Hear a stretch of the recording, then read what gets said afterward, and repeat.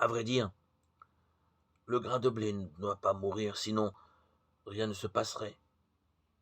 La mort suppose le passage d'une vie à une autre. La sentence en appelle donc à la foi. Pour Jésus et pour le croyant, elle ouvre à l'espérance d'une vie éternelle qui est entrée dans la plénitude du Fils et du Père.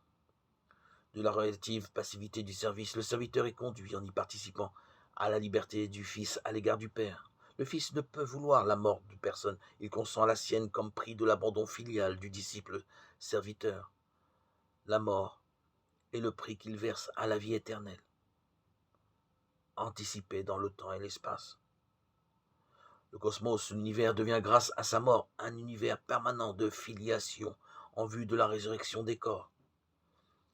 Ce don gratuit est à recevoir du Père comme le Fils le reçoit sans cesse.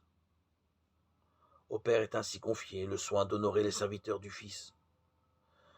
Voilà ce qui se joue dans la mort du Fils, dans la liberté du Fils.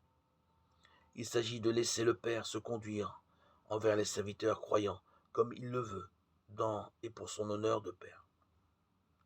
Telle est la sagesse qui nous vient de l'Apocalypse, révélation du Fils à l'heure de sa glorification. Telle est notre gloire dans la sienne, de laquelle il vient, à laquelle il retourne en nous entraînant dans ce surcroît de gloire, acquis grâce à sa mort consentie.